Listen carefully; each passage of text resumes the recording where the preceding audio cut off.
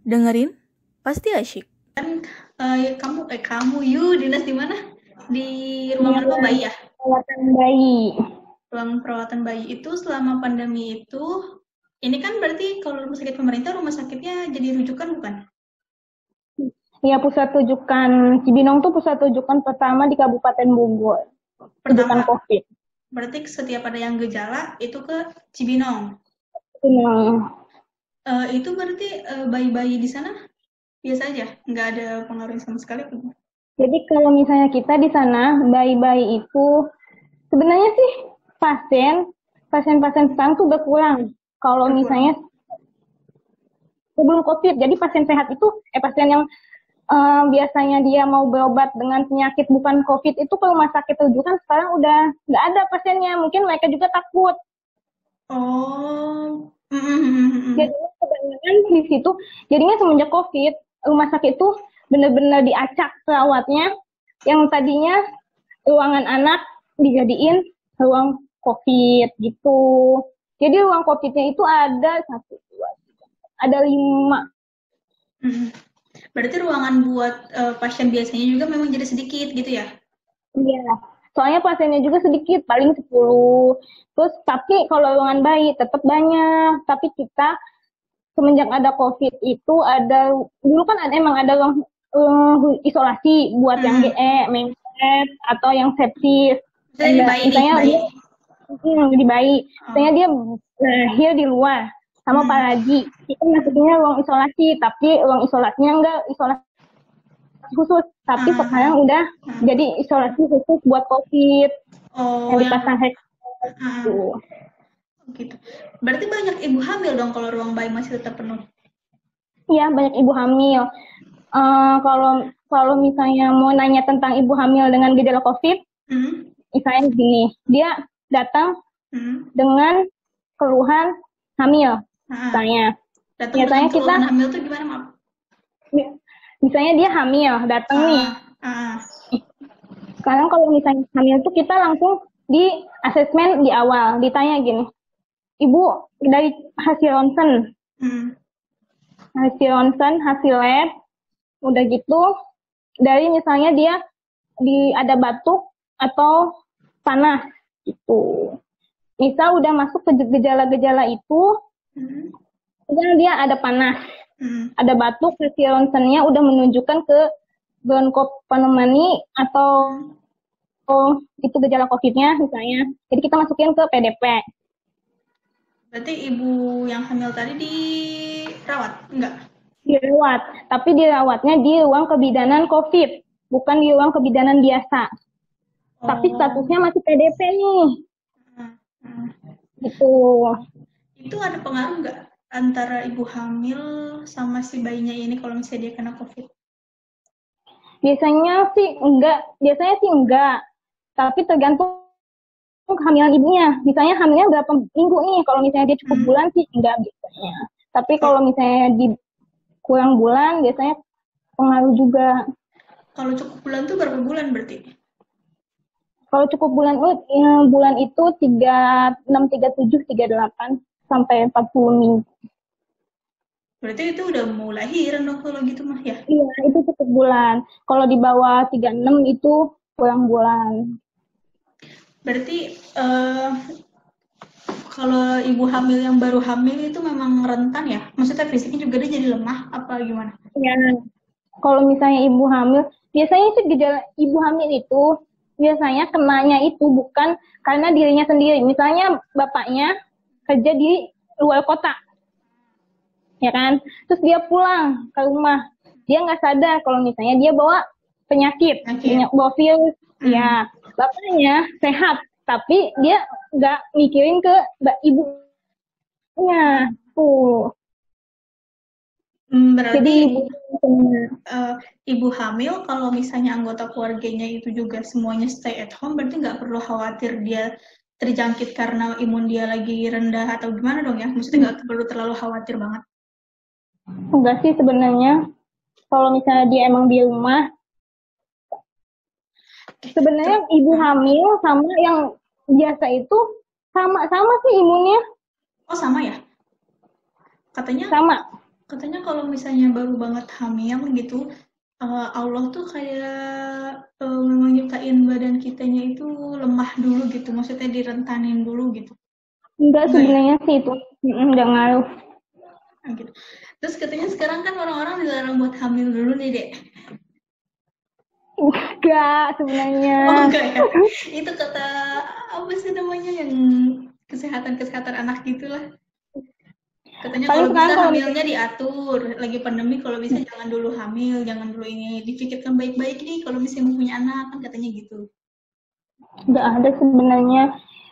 Terus sekarang juga di ruangan bayi jam besuk udah Hmm. enggak ada jam besuk. Nah, berarti bayi-bayi yang masuk ke ruang bayi itu bayi-bayi yang punya kelainan atau gimana? Kalau misalnya di ruang bayi kita sih kan khusus yang pasien yang sesar. Oh, jadi semua ibu hamil yang lahirannya sesar dimasukin ke situ bayinya? Ya, paling di sana cuma observasi 4 jam. Terus tapi kalau misalnya bayinya lahir dengan COVID nih ya, ibu dengan gejala COVID, dia misalnya di sesar nih, dia di ruang operasinya juga ruang khusus COVID, ada kita buka. Jadi dari ibunya di sesar sama bayinya dipisahin sampai ibunya pulang. Sampai ibunya pulang, maksudnya dinyatakan sembuh dari COVID? Iya. Jadi misalnya nih ibunya udah jadwal operasinya besok nih, ya kan? Dan itu kita operasi nih, udah dioperasi, bayi kita ambil. Nggak ngeliat ibunya dulu tuh kan kalau misalnya sesar ya? Kita nggak punya ngeliat ibunya. Bayi kita ambil, kita masukin ke ruang isolasi, bahkan ayahnya pun nggak bisa ngeliat. Kan yang kena COVID cuma ibunya. Tapi kan bapaknya bisa jadi pembawa. Iya, iya. Terus itu rentan ya, maksudnya bayi baru lahir itu rentan banget kan, berarti? Iya. Jadinya ibu sama bayi dipisahin. Yang paling kita sedih itu pas bapaknya kita jelasin, terus dia bilang, suster saya mau lihat anak saya, dan kita ngejelasinnya, Pak maaf, kalau misalnya bayi, Bapak nggak bisa dilihat, Bapak cuma bisa ngasih keperluan bayinya aja, pempes sama tisu basah. Terus dia, ya pasti namanya orang tua ya, nggak ngelihat anaknya, dia juga kepisah sama istrinya, kan misalnya namanya pasien dengan COVID, dia itu dirawat sendirian. Nggak ditemenin keluarga, nggak ditemenin sama siapapun. Kita juga kunjunginnya juga terbatas. Nggak setiap waktu kita sama dia, di waktu-waktu tertentu doang. Jadi, ya itu mah benar-benar ibu, bayi, bapak semua terpisah. Itu bayi itu kan suka dimasukin ke inkubator gitu kan? Enggak ya ini ya? Maksudnya dari jauh juga tuh nggak bisa ngeliat tuh bapaknya dari jendela atau dari apa gitu? Bapaknya juga nggak boleh masuk ke ruang bayi. Oh, soalnya di situ semuanya bayi ya? Iya, begitu. Ya bapaknya paling kita lihat nangis. Udah. Terus berarti bayinya yang ngasih susu dan sebagainya pakai susu formula dong langsung? Pakai susu formula. Kasian banget ya. Tapi selama pas ini kita gimana? Lanjutin. Tapi kalau misalnya pas pulang juga nih, ibunya nggak boleh lihat, nggak boleh jemput bayinya. Jadi yang jemput keluarga yang mau ngurus di rumah. Kan dia berarti meskipun ibunya udah sembuh, bayinya udah boleh pulang kan? Berarti pas ibunya sembuh. Itu di rumah nggak boleh diurus sama ibunya? Kalau di rumah, kalau misalnya hasil swab sama rapidnya udah negatif, baru boleh. Oh, tapi nggak boleh jemput pas ke rumah sakit itu. Jadi mereka tuh ketemunya di rumah. Itu tapi selama pandemi ini banyak yang lahiran, banyak bayi juga yang masuk ke sana. Banyak. Kita nggak pernah nggak full, kita selalu full. Mungkin ada ya ibu hamil post SC. Kenapa? Udah gitu. Ibu hamil. Bekas sesar. Mungkin dia stres apa gimana ya, soalnya kan dia dipisahin sama anak sama suami, dia sampai nekat naik ke atap mana? Ke atap rumah sakit? Emang itu lantai berapa? Di lantai 2. Ibunya ini COVID? Ibunya COVID, PDP. Nah, udah gitu dia abis banget di sesar kan, pasti namanya di sesar kan sakit. Tapi mungkin dia namanya stres, dia sendirian, udah dipisahin sama anak, sama suaminya, dia mau kabur. Oh, soalnya kan berarti dia sebelum ke ruangan operasi sesar itu berarti dia di ruang isolasi juga ya? Berarti ini si suami cuman datang doang dong tanpa ngeliat istrinya, tanpa ada gimana-gimana dulu. Enggak. Jadi pas kita udah dinyatakan pasien ini datang ke GD, ya kan? Sama keluarga. Udah gitu kita anamnesa, kita asesmen, ditanya semuanya, cek lab, kan kalau hasil labnya menunjukkan ke gejala tersebut, kita langsung pisahkan. Ada nggak selama ini yang ngeyel gitu? Nggak mau atau gimana? Atau yang berbohong? Dia ditanya habis dari luar kota apa enggak? Atau gimana-gimana dia berbohong gitu? Nanti dia biasanya, kemarin sih pas kita anamnesa, biasanya sampai saat ini sih nggak ada kalau di rumah sakit yang saya kerja. Cuma di rumah sakit teman-teman saya banyak. Banyak yang berbohong. Iya. Ya, kan sampai perawatnya pada diisolasi. Gara-gara mereka berbohong itu. Ya kan maksudnya sekarang kan lagi musim gini kan orang juga kayak takut kali ya buat ngakuin atau jujur, takutnya dikucilkan di masyarakat atau apa gitu kan. Soalnya dia juga kan takut. Siapa sih yang nggak takut kena penyakit COVID yang dia dikucil? Ya sebenarnya sih semua penyakit itu bahaya ya. Cuma kalau COVID tuh kita belum ada ininya, belum ada vaksinnya. Tapi kan lo kan ngekos nih, sempat pernah dikucilkan juga di kosan apa gimana gitu, kayak di berita kan banyak banget kan perawat yang dikucilkan padahal dia udah nolongin orang gitu tapi dikucilkan dan sebagainya. Pernah sekali beli nasi Padang, ceritanya itu pulang dinas sama teman. Itu bukan nasi Padang, dibungkus kan ceritanya. Bu, saya beli nasi Padang. Ih, si Tete kok kesini? Nanti kalau kesini kita ketularan gimana? Lo itu sakit banget gitu ya. Terus gimana tuh? Dilayanin apa jadi nggak jadi beli? Dilayanin, cuma pas iya teh makasih aku. Saya ya udah kita pergi aja. Kita nggak pernah nanggepin.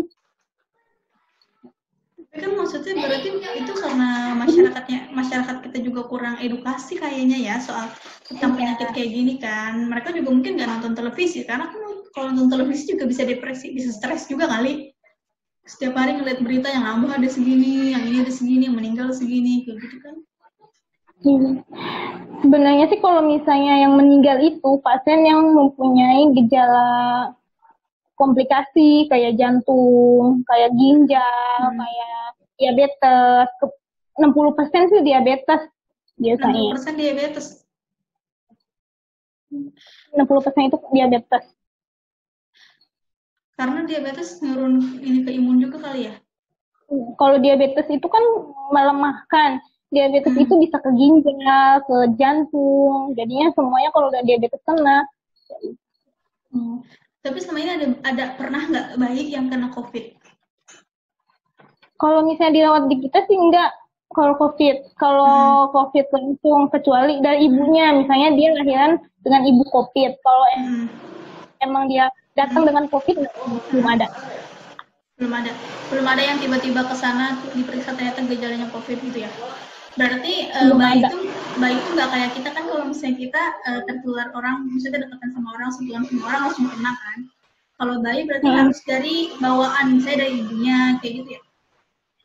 Enggak bawaan juga kan. Kalau misal maksud kita misahin ibu sama bayinya itu kan kalau misalnya COVID itu bukan dari darah sebenarnya kan, dari udara ya kan.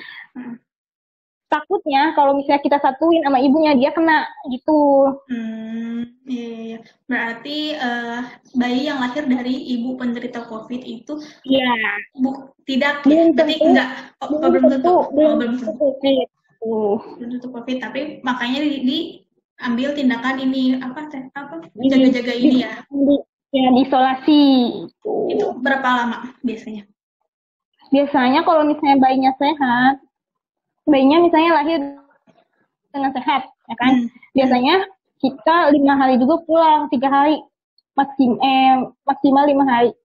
Kalau ibunya belum sembuh, boleh pulang bayinya? Bayinya pulang duluan sama keluarga. Tapi selama ini keluarga pasien itu ngertiin ya? Apa ada yang susah? Ada yang susah kalau misalnya dikasih tahu. Kalau misalnya kita kasih tahu, pas sekarang udah nggak ada jam besuknya ya. Paling dia, gimana sih saya kan mau lihat anak saya. Ya pasti namanya orang tua ya, pasti pengen lihat anaknya, khawatir. Berarti tips-tipsnya untuk ibu hamil yang mau melahirkan apa? Ya kalau misalnya lagi hamil mah jangan kemana-mana dulu, di rumah aja. Terus jaga kesehatannya. Terus kalau bisa, kalau ada orang luar yang ke rumah, misalnya suaminya kerja di luar, ya buka jaket, langsung datang itu langsung bersih-bersih, maksudnya jangan kontak dulu sama istrinya. Berarti sesuai prosedur aja yang dari pemerintah itu ya? Ikuti aturan pemerintah. Soalnya kan sedih banget ya, siapa sih yang nggak mau, yang mau lahiran sendirian gitu. Iyalah. Apalagi kalau misalnya sesar ya sama aja sih, dua-duanya juga berarti kan. Namanya ibu hamil pasti dia pengen ada yang nemenin. Ini dia hamil, nggak ada siapa-siapa yang abis ngelahirin, nggak ada bayinya dan suaminya juga nggak ada di sampingnya dia. Jadi kan sedih banget. Tapi berarti kalau misalnya mau check up ke dokter kandungan itu normal aja kayak biasa, apa ada peraturan baru gitu? Normal aja. Paling sekarang tapi lebih ke kita lihat hasil lab sama ronsennya. Oke deh. Semoga kau dan teman-temanmu di sana itu sehat-sehat terus. Asyik kan? Thank you.